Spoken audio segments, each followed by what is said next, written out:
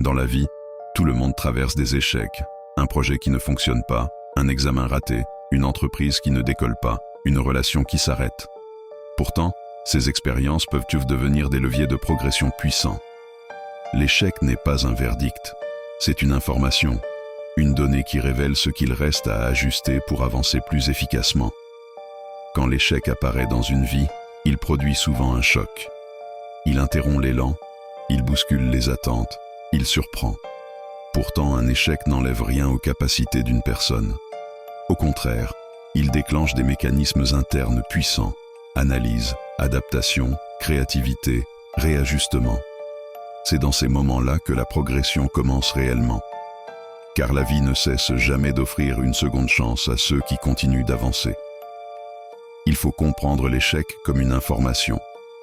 L'échec fournit une donnée brute, un résultat auquel tu ne t'attends pas. Quand un échec survient, il déclenche souvent une série de réactions.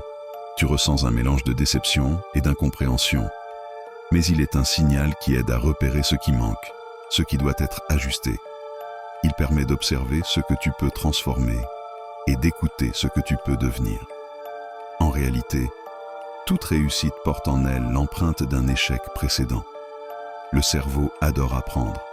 Il compare l'action avec le résultat. Il cherche les points à améliorer. Il propose de nouvelles stratégies. Cette activité mentale transforme l'échec en outil d'orientation. Il ne réduit pas la progression, il l'éclaire. Dans ce cadre, l'échec n'est pas un arrêt, c'est une indication. Il montre que la trajectoire mérite un ajustement. Cette compréhension crée du recul et évite l'épuisement mental. Elle te remet dans une dynamique d'action consciente. Tu peux avancer autrement. Tu peux modifier ta trajectoire. Tu peux grandir encore. C'est cet espoir vibrant qui se traduit en gestes, en décisions, en actions. Un espoir actif qui te pousse à te remettre en mouvement. Cet espoir active les circuits de la motivation, stimule la dopamine, réveille le courage. Il rappelle que tu n'es jamais figé. Car l'échec déclenche un processus d'analyse inconscient. Il met en lumière les écarts entre l'intention et l'action, entre le rêve et sa mise en forme. Il t'oblige à clarifier tes choix. Il permet de vérifier tes priorités. Il révèle ce qui compte réellement. Plus tu agis, plus la motivation se renforce. Lorsque tu te remets en mouvement, même par une petite action, ton cerveau réactive les circuits de la motivation. L'espoir actif donne un cadre mental simple. Observer ce qui se passe, choisir une direction, avancer par étapes. Ce mécanisme crée une stabilité émotionnelle précieuse pour rebondir. Quand tu traverses un échec, j'aimerais que tu te rappelles une chose essentielle. Tu as le droit d'être bienveillant envers toi-même. Parle-toi comme tu parlerais à quelqu'un que tu respectes profondément. Si un ami vivait la même situation que toi, tu ne lui dirais jamais qu'il doit se blâmer ou se rabaisser. Tu l'écouterais. Tu reconnaîtrais ses efforts. Tu lui dirais qu'il a fait de son mieux avec les ressources qu'il avait à ce moment-là. Fais exactement la même chose pour toi. Accorde-toi la même douceur, la même patience, la même compréhension. Tu as le droit de prendre une pause, de respirer, de laisser retomber la pression. Tu as le droit d'accueillir ce que tu ressens sans te juger. L'autocompassion, c'est ce geste intérieur qui te dit « Je mérite de prendre soin de moi pendant que je traverse ce moment ». Et en faisant ça, tu renforces ton mental. Tu te donnes l'espace nécessaire pour repartir plus clair, plus stable, plus aligné. C'est une force. C'est ce qui te permet de transformer l'échec en un point de départ solide. Dans cet état d'esprit, chaque tentative devient une progression. Chaque progression devient une victoire. Chaque victoire alimente la motivation. Et peu à peu, une confiance nouvelle s'installe. Une confiance stable, douce, profonde. Un échec fournit un retour immédiat sur une méthode ou une direction. Il ne signifie pas revenir au point de départ, mais avancer différemment.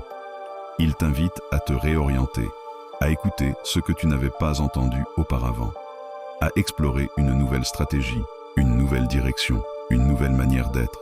Ce réajustement peut concerner la stratégie utilisée, l'organisation du travail, le rythme adopté, le niveau de préparation, les ressources mobilisées. Ajuster son parcours permet de clarifier les objectifs, concentrer l'énergie sur ce qui fonctionne, économiser du temps, développer une vision plus réaliste. L'échec devient un indicateur fiable. Il montre le point à améliorer, exactement comme un tableau de bord. Cette approche factuelle réduit l'impact émotionnel et te place dans une posture constructive. À chaque fois que tu te relèves, une nouvelle page s'écrit. Une page différente, plus riche, plus consciente. Tu deviens résilient. Car tu sais désormais que chaque détour porte une leçon, que chaque blocage annonce une ouverture, que chaque difficulté prépare une force encore inconnue. La résilience est un ensemble d'habitudes. Ces habitudes se renforcent à chaque tentative, à chaque ajustement, à chaque effort répété. Parmi ces habitudes, analyser calmement les résultats, se concentrer sur la prochaine action, maintenir une vision claire, accepter de recommencer avec une meilleure stratégie, avancer par étapes. Chaque répétition renforce les circuits neuronaux associés à la persévérance. Cette consolidation crée un état interne stable, capable de traverser les obstacles sans s'effondrer. Tu possèdes une capacité continue à t'adapter, quel que soit ton âge ou ton parcours. La résilience repose donc sur la pratique. Elle se construit au quotidien. Lorsque tu mets en pratique ces principes, analyse, espoir actif, autocompassion, ajustement, l'échec devient un levier pour activer ta motivation et préparer ta réussite future. Chaque fois qu'une tentative est ajustée, le cerveau consolide la nouvelle stratégie. Chaque fois tu te relèves, elle renforce ton sentiment d'efficacité personnelle. Cette dynamique s'installe progressivement. Elle transforme la manière d'aborder la vie. Elle installe l'idée que chaque étape apporte de l'information, de la clarté, une meilleure version de la stratégie. Alors, face à l'échec, tu ne tombes pas. Tu apprends. Tu t'élèves. Tu affines ton chemin. Tu révèles ta propre lumière. Et chaque fois que tu te relèves, tu incarnes un peu plus cette vérité profonde. La vie ne cesse jamais d'offrir une seconde chance à ceux qui continuent d'avancer.